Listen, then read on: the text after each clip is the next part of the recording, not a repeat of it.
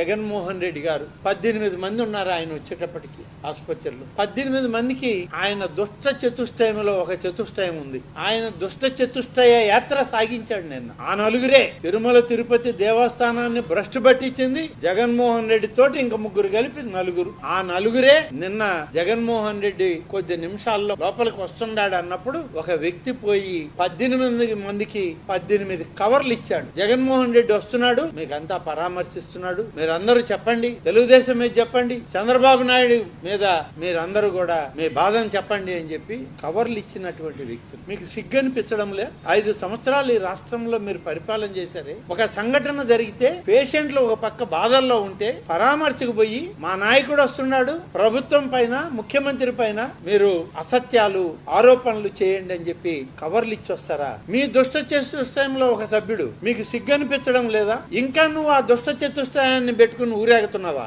ఆ దుష్ట చతుష్టయంలో ఒక సభ్యుడిగా నువ్వు కూడా అత్యంత నీచ స్థితికి దిగజారావని చెప్పడానికి ఇది ఒక నిదర్శనం. ఆసుపత్రిలో ఉన్నటువంటి సీసీ కెమెరాల్లో నువ్వు తెల్ల కవర్లు ఇచ్చినటువంటిది రికార్డ్ అయి ఉంది. 18 మందిని నీ అనుయాయుడు కలవడం, ముఖ్యమంత్రికి వ్యతిరేకంగా ఆరోపణలు చేయండి అని చెప్పి చెప్పడం, ఈ 18 కవర్లు ఇచ్చిన సంఘటన అక్కడ పని చేసేటువంటి సామాన్య డాక్టర్లు నర్సులు కూడా చెప్పడం జరుగుతుంది.